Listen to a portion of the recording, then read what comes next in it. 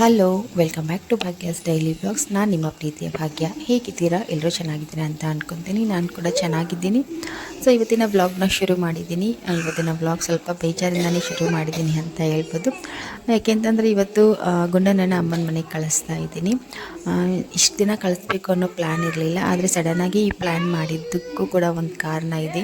ಯಾಕೆ ಅಂತ ಅಂದರೆ ಗುಂಡನ ಇಷ್ಟು ದಿನ ತುಂಬ ಚಿಕ್ಕವನಾಗಿದ್ದ. ಹಾಗಂತ ಇವಾಗೇನು ದೊಡ್ಡವನಾಗಿಲ್ಲ, ಆದರೂ ಕೂಡ ಇಷ್ಟು ದಿನ ನಾನೇ ಅವನ ಪ್ರಪಂಚ ಆಗಿದ್ದೆ. ನನ್ನ ಜೊತೆನೇ ಜಾಸ್ತಿ ಹೊತ್ತು ಟೈಮ್ ಸ್ಪೆಂಡ್ ಮಾಡೋದಕ್ಕೆ ಅವನು ಕೂಡ ಇಷ್ಟಪಡ್ತಾ ಇದ್ದ. ಹೊರಗಡೆ ಹೋಗಬೇಕು, ಆಟ ಆಡಬೇಕು ಅಂತ ಅವನಿಗೆ ಅಷ್ಟಾಗಿ ಅನ್ನಿಸ್ತಾ ಇರಲಿಲ್ಲ.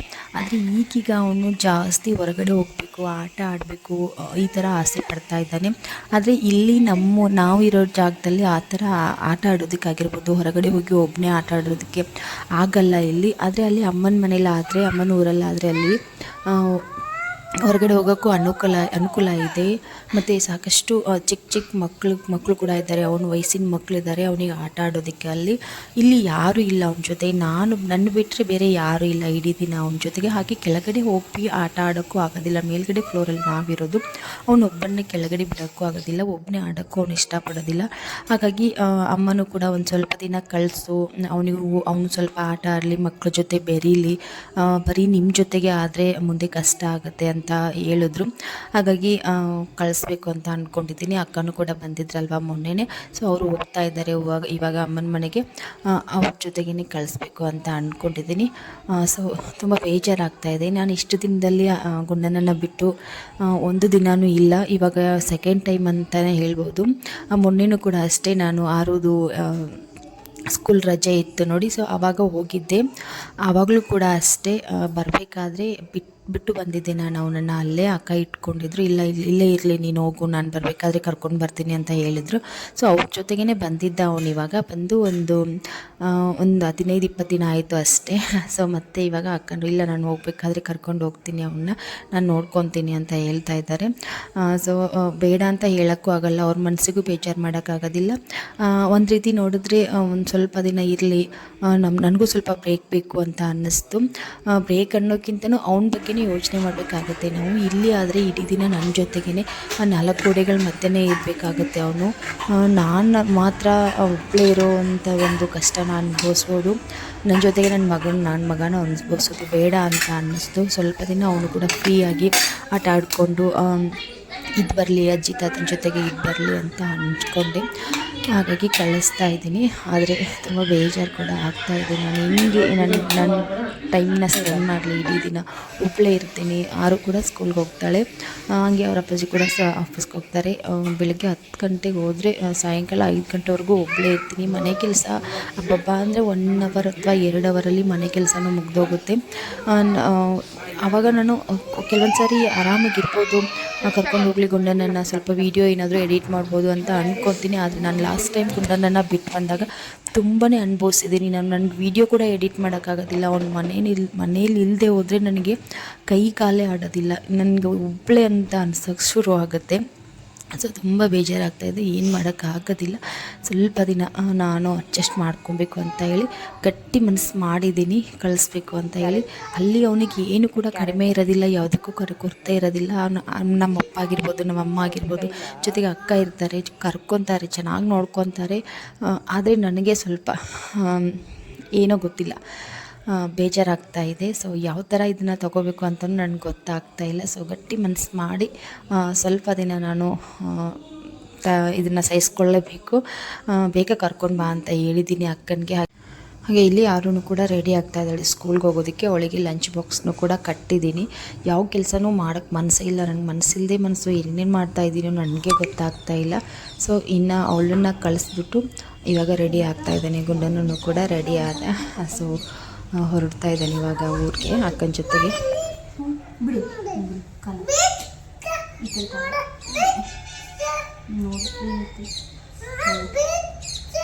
ಈ ಕಾಲ ಬಸ್ ಬರ್ತೈತಿ ನಾವು ಮತ್ತೆ ನೀನು ಲೇಟ್ ಮಾಡಿದ್ರೆ ಬಸ್ ಬರ್ತೈತಿ. ನೀರು ಈ ಕಾಲ ಸಡ್ಲು ಬಿಡಿ, ಯಾಕೆ ಹಿಂಗೆ ಹಿಡಿತೀರನ್ನ?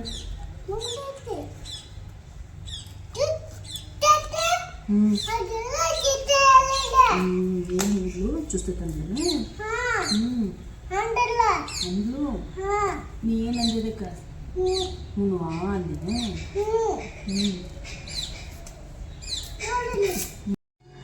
ಅವನು ನೋಡಿ ಎಷ್ಟು ಖುಷಿಯಾಗಿದ್ದಾನೆ ಹೋಗೋದು ಊರಿಗೆ ಹೋಗೋದು ಅಂತ ಅಂದ ತಕ್ಷಣ ಅವನಿಗೆ ಊರಿಗೆ ಹೋಗೋದು ಹಂಗೆ ಜಾಸ್ತಿ ಅವ್ನು ಇಲ್ಲಿಗಿನ್ನ ಹೆಚ್ಚಾಗಿ ಊರಲ್ಲಿರೋದಕ್ಕೇ ಇಷ್ಟಪಡ್ತಾ ಇದ್ದೆ. ನಾನು ಊರಿಗೆ ಹೋಗ್ತೀಯ ಅಂತ ಅಂದರೆ ಹ್ಞೂ ಅಮ್ಮ ಊರಿಗೆ ಹೋಗ್ತೀನಿ ಅಂತ ಹೇಳ್ತಾನೆ. ನಾನು ಒಬ್ಬಳನ್ನ ಬಿಟ್ಟು ನೀನು ಇರ್ತೀಯಾ ಅಲ್ಲಿ ಒಬ್ಬನೇ ಇರ್ತೀಯಾ ಅಂತ ಕೇಳಿದ್ರೆ ನೀನು ಬಾರಮ್ಮ ಅಂತ ಹೇಳ್ತಾನೆ. ಹಾಗೆ ಇತ್ತೀಚೆಗೆ ಅವನು ಅಕ್ಕನ ತುಂಬ ಹಚ್ಕೊಂಡಿದ್ದಾನೆ. ಈಗ ಅಕ್ಕ ಬಂದಾಗಿಂದನೂ ಅವರೇ ಊಟ ಮಾಡಿಸೋದು, ಅವರೇ ಸ್ನಾನ ಮಾಡಿಸೋದು, ಹಾಗಾಗಿ ಅವ್ರನ್ನ ತುಂಬ ಹಚ್ಕೊಂಡಿದ್ದಾನೆ ಅವನು. ಅಲ್ಲೂ ಕೂಡ ಅಷ್ಟೇ ಅವ್ರು ಇರ್ತಾರೆ ನೋಡಿ. ಸೊ ಹಾಗಾಗಿ ಅವನ್ನ ನನ್ನ ಬಿಟ್ಟು ಆರಾಮಾಗಿ ಇರ್ತಾನೆ ಅಂತ ಅಂದ್ಕೊಂಡಿದ್ದೀನಿ.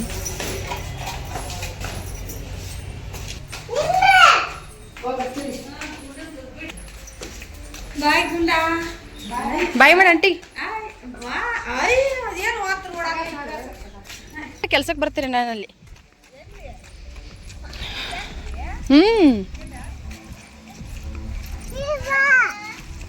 ಅಲ್ಲಿ ಬಾಯ್ ಮಾಡ ಆಂಟಿ.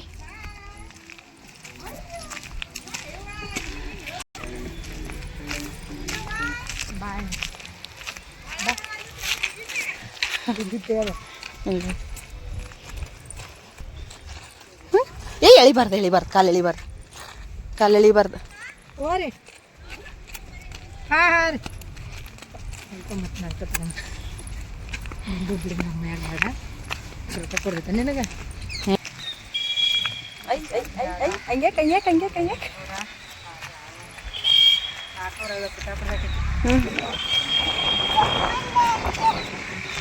ಬರಪ್ಪ ಬಾ.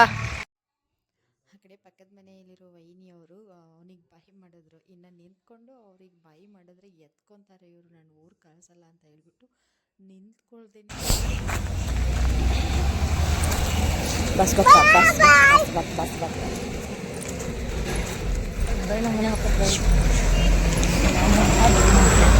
ನೋಡ್ಬಾರ್ದಪ್ಪು. ಇನ್ನು ನಾನು ಬಸ್ ಸ್ಟ್ಯಾಂಡ್ಗೆ ಹೋಗೋ ಅಷ್ಟರಲ್ಲೇ ಬಸ್ ಕೂಡ ಬಂತು. ಸೊ ಅವ್ರನ್ನ ಬಸ್ ಹತ್ತಿಸಿ ಬಂದೆ ಇವಾಗ ಮನೆಗೆ. ನಾನು ಮನೆಗೆ ಬಂದಮೇಲೆ ನನಗೆ ಮನೇಲಿ ಕಾಲಿಡೋಕ್ಕೆ ಆಗ್ತಾಯಿಲ್ಲ, ಅಷ್ಟು ಕಷ್ಟ ಆಗ್ತಾಯಿದೆ ನನಗೆ.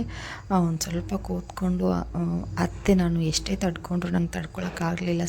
ತಡ್ಕೋಬೇಕಂದ್ರೂ ಆವಾಗಲೇ ಅಕ್ಕ ಇರಬೇಕಾದ್ರೆ ನನಗೆ ಹೋಗಿ ಕಳಿಸ್ಬೇಕಾದ್ರೇ ನನಗೆ ಸ್ವಲ್ಪ ದುಃಖ ಆಗಿತ್ತು. ಬಟ್ ಇನ್ನು ಅಕ್ಕ ಏನಾದರೂ ಹೇಳ್ತಾರೆ ಅನ್ಕೊತಾರೆ ಅಂತ ಹೇಳ್ಬಿಟ್ಟು ನಾನೇನು ತೋರಿಸ್ಕೊಳಕ್ಕೆ ಹೋಗಿರಲಿಲ್ಲ. ಆದರೆ ಮನೆಗೆ ಬಂದ ತಕ್ಷಣ ನನಗೆ ತಡ್ಕೊಳಕ್ಕೆ ಆಗಲಿಲ್ಲ. ನಿಜ, ಅದು ಮನೆಯಲ್ಲಿ ಮಕ್ಕಳಿಲ್ಲದೆ ಇದ್ದರೆ ಎಷ್ಟು ಮನೆಯೆಲ್ಲ ಪಿಕೋ ಅನ್ನುತ್ತೆ ನೋಡಿ. ಸೊ ಇಡೀ ದಿನ ನಾನು ಎಷ್ಟು ಕಷ್ಟ ಆಯಿತು ಅಂತ ಅಂದರೆ ನನಗೆ ಗೊತ್ತು. ಹಂಗೋ ಹಿಂಗೋ ಸಾಯಂಕಾಲ ಆಯಿತು, ಯಾವ ಕೆಲಸನೂ ಮಾಡೋಕ್ಕೆ ನನಗೆ ಮನಸ್ಸಾಗಲಿಲ್ಲ. ಇನ್ನು ನನಗೆ ಅಡುಗೆ ಕೂಡ ಮಾಡೋಕ್ಕೆ ಮನಸ್ಸಾಗಲಿಲ್ಲ. ಬೆಳಗ್ಗೆದೇ ಸಾಕಷ್ಟು ಅಡುಗೆ ಇತ್ತು, ಅದು ಇದು ಎಲ್ಲ ಇತ್ತು ಅಂತ ಹೇಳ್ಬಿಟ್ಟು ಅದನ್ನೇ ತಿಂತಾರೆ ಬಿಡು ಅಮ್ಮು ಮತ್ತು ಅವ್ರ ಅಪ್ಪಾಜಿ ಅಂತ ಹೇಳ್ಬಿಟ್ಟು ನನಗೆ ಮನಸ್ಸೇ ಆಗಲಿಲ್ಲ. ಸೊ ಬಟ್ಟೆ ಎಲ್ಲನೂ ಹಂಗೆ ಇತ್ತು. ಗುಂಡನ ಇದ್ದರೆ ಇದು ಯಾವ ಬಟ್ಟೆನೂ ಮಡ್ಚಿಡಕ್ಕೆ ಬಿಡ್ತಾನೆ ಇರಲಿಲ್ಲ. ಅವ್ನ ಮನಸ್ಸು ಬಂದರೆ ನನ್ನ ಜೊತೆ ಬಟ್ಟೆ ಫೋಲ್ಡ್ ಮಾಡ್ತಾನೆ. ಹಾಗೆ ನಾನು ಬಟ್ಟೆ ಫೋಲ್ಡ್ ಮಾಡಿಟ್ಟಿರುವಂಥ ಬಟ್ಟೆನ ಒಂದೊಂದಾಗಿ ನನಗೆ ಎತ್ತಿ ಕೊಡ್ತಾನೆ. ನಾನು ಒಳಗಡೆ ಹೋಗಿ ರೂಮಲ್ಲಿ ನೀಟಾಗಿ ಜೋಡಿಸೋದಕ್ಕೆ. ಅವನಿಗೆ ಮನಸ್ಸು ಇಲ್ಲದೆ ಹೋದರೆ ಎಲ್ಲ ಬಟ್ಟೆನೂ ಮನೆಯೆಲ್ಲ ಬಿಸಾಕ್ಬಿಡ್ತಾ ಇರ್ತಾನೆ. ಇವಾಗ ನೋಡಿ ಎಷ್ಟು ಬಟ್ಟೆ ರಾಶಿನ ನಾನು ಇಟ್ಟಿದ್ದೀನಿ. ಅವ್ನ ಬಟ್ಟೆ ಮಡ್ಸೋಕ್ಕೆ ಬಿಡೋದಿಲ್ಲ, ಹಾಗಾಗಿ ಹಂಗೆ ಉಳಿದೇ ಇರುತ್ತೆ. ಸೊ ಇವಾಗ ನಾನು ಅವನ್ನ ನೆನಪಿಸ್ಕೊತಾನೆ ನಾನು ಬಟ್ಟೆ ಮಡಿಸ್ತಾ ಇದ್ದೀನಿ. ನಾನು ಅದನ್ನೇ ಅಂದ್ಕೊತಾ ಇದ್ದೆ, ಗುಂಡನ ಇದ್ದಿದ್ದರೆ ಯಾವ ಬಟ್ಟೆನೂ ಮಡ್ಸೋಕ್ಕೆ ಬಿಡ್ತಾ ಇರಲಿಲ್ಲ ಅಂತ ಹೇಳಿ. ಸೊ ಅವ್ನು ಏನಾದರೂ ಖುಷಿಲಿರಬೇಕು, ಆವಾಗ ಎಷ್ಟೊಂದು ಹೆಲ್ಪ್ ಮಾಡ್ತಾ ಇರ್ತಾನೆ. ಮನೇಲಿ ಒಂದು ಮಗು ಇದ್ದರೆ ಸಾಕು 100 ಜನ ಇದ್ದಿರೋ ಥರ ಫೀಲ್ ಆಗ್ತಾ ಇರುತ್ತೆ. ಮನೇಲಿ ಅಷ್ಟೊಂದು ಕಳೆ ಇರುತ್ತೆ ಮನೆಯಲ್ಲಿ. ಒಂದು ಮಗುನಾದರೂ ಮನೇಲಿ ಇರಲೇಬೇಕು ಅಲ್ವಾ. ಸೊ ಇವಾಗ ನೋಡಿ ಆರು ಹೋಮ್ವರ್ಕ್ ಮಾಡೋದಕ್ಕೆ ಅಂತ ಹೋಗಿದ್ದಾಳೆ ಆ ಕಡೆ ಮನೆಗೆ. ಇನ್ನು ನನ್ನ ಹಸ್ಬೆಂಡ್ ಇನ್ನೂ ಬಂದಿಲ್ಲ. ನಾನು ಒಬ್ಬಳೇ ಕೂತಿದ್ದೀನಿ. ಟೈಮ್ ಇವಾಗ 7:30 ಮೇಲೇ ಆಗಿದೆ. ಸೊ ಒಬ್ಬಳೇ ಕೂತಿದ್ದೀನಿ. ಇವಾಗ ಗುಂಡನ್ನ ಇದ್ದರೆ ನನಗೆ ಎಷ್ಟು ನನ್ನ ಜೊತೆಗೆ ಆಟ ಆಡಿಕೊಂಡು ಹೆಂಗಿರ್ತಾ ಇದ್ದ, ಮನೆಯೆಲ್ಲ ಕಳೆಯಾಗಿರ್ತಾಯಿತ್ತು. ನಿಜವಾಗ್ಲೂ ಇವತ್ತು ಪಕ್ಕದಲ್ಲಿರೋ ವೈನಿ ಕೂಡ ಅವರು ಬಂದಿಲ್ಲ. ಅವ್ರು ದಿನಕ್ಕೊಂದು 4-5 ಸಾರಿನಾದರೂ ಬರೋರು ಗುಂಡನನ್ನು ಮಾತಾಡ್ಸೋದಕ್ಕೆ. ಇಲ್ಲ ಅಥವಾ ಹೊರಗಡೆ ನಿಂತ್ಕೊಂಡು ಅವ್ರ ಕೆಲಸ ಮಾಡ್ತಾನೆ ಗುಂಡನನ್ನು ಮಾತಾಡ್ಸೋರು. ಆ ಕಡೆಯಿಂದ ಈ ಕಡೆಯಿಂದ ಆ ಕಡೆ ಓಡಾಡೋದು, ಅವ್ರ ಅಜ್ಜಿನ ಹೋಗಿ ಮಾತಾಡ್ಸೋದು ಎಲ್ಲನೂ ಮಾಡ್ತಾ ಇರ್ತಿದ್ದ. ಸೊ ಅವರು ಕೂಡ ಪದೇ ಹೇಳ್ತಾರೆ, ಗುಂಡನ ಒಬ್ಬ ಇದ್ದರೆ ಸಾಕು, ನಮಗೆ ಒಂದು 100 ಜನ ಇದ್ದಾಗ ಆಗುತ್ತೆ ನೋಡಿ ಅಂತ ಹೇಳಿ, ಬೇಗ ಬಾ ಅಂತ ಹೇಳಿ ಅವನಿಗೆ ಗುಂಡನನ್ನು ಕರ್ಕೊಂಡು ಬನ್ನಿ ಬೇಗ ಅಂತ ಹೇಳ್ತಾರೆ. ಸೊ ಇನ್ನು ಬಟ್ಟೆನ ಮಡಿಸ್ತಾ ಇದ್ದೀನಿ. ಹಾಗೆ ಈ 2 ಸೀರೆಗಳು ಬಂದುಬಿಟ್ಟು ತುಂಬ ದಿನ ಆಗಿತ್ತು, ಫೋಲ್ಡ್ ಮಾಡಿ ಹಂಗೆ ಇಟ್ಟಿದ್ದೆ. ಸೊ ಅದನ್ನು ಬಿಚ್ಚೇ ಇರಲಿಲ್ಲ. ಇಲ್ಲಿ ಬಂದಾಗಿಂದ ನಾವು ಫಂಕ್ಷನ್ಗೂ ಕೂಡ ಅಟೆಂಡ್ ಆಗಿಲ್ಲ, ಹಾಗಾಗಿ ಹಂಗೆ ಇತ್ತು. ಸೊ ಸ್ವಲ್ಪ ಬಿಚ್ಚಿಬಿಟ್ಟು ಮತ್ತೆ ಜಾಡಿಸಿ ಫೋಲ್ಡ್ ಮಾಡಿ ಇಡ್ತಾ ಇದ್ದೀನಿ.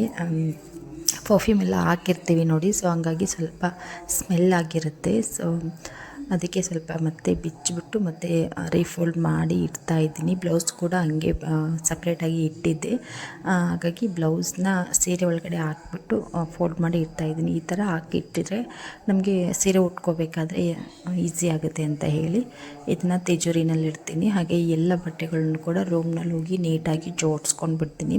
ಅಲ್ಲಿ ರೂಮಲ್ಲಿ ಒಬ್ಬಳಿಗೆ ನನಗೆ ಕೂಡೋಕ್ಕಾಗಲ್ಲ ಅಂತ ಹೇಳ್ಬಿಟ್ಟು ಹಾಲ್ ತೊಗೊಂಬಂದಿದ್ದೆ, ಬಟ್ಟೆ ಎಲ್ಲನೂ ಹಾಲ್ ತೊಗೊಂಬಂದು ಟಿ ವಿ ನೋಡ್ತಾ ಫೋಲ್ಡ್ ಮಾಡ್ತಾ ಇದ್ದೀನಿ. ಒಂದು 2 ದಿನದ್ದಾಗಿರ್ಬೋದು ಈ ಬಟ್ಟೆ ಎಲ್ಲನೂ ಒಗೆದ್ಬಿಟ್ಟು ಹಂಗೆ ಇಟ್ಟಿದ್ದೆ. ಗುಂಡನ್ನು ಮಡ್ಚೋಕ್ಕೆ ಬಿಟ್ಟಿರಲಿಲ್ಲ, ಹಾಗಾಗಿ ಹಂಗೆ ಇಟ್ಟಿದ್ದೆ. ಇವಾಗ ಎಲ್ಲನೂ ಮಡಚಿ ಇಟ್ಕೊಂಡಿದ್ದೀನಿ. ಸೊ ಇದಿಷ್ಟು ಇವತ್ತಿನ ವ್ಲಾಗ್ ಆಗಿತ್ತು. ಹೋಪ್ ನಿಮಗೆ ವ್ಲಾಗ್ ಇಷ್ಟ ಆಗಿದೆ ಅಂತ ಅಂದ್ಕೋತೀನಿ. ಇಷ್ಟ ಆದರೆ ಪ್ಲೀಸ್ ವಿಡಿಯೋಗೊಂದು ಲೈಕ್ನ ಕೊಟ್ಟು ನನ್ನ ಚಾನಲ್ನ ಸಬ್ಸ್ಕ್ರೈಬ್ ಆಗಿ ಹೊಸದಾಗಿ ಯಾರಾದರೂ ನೋಡ್ತಾ ಇದ್ದರೆ. ಸೊ ಮತ್ತೆ ಸಿಗ್ತೀನಿ ನೆಕ್ಸ್ಟ್ ವ್ಲಾಗಲ್ಲಿ. ಅಲ್ಲಿ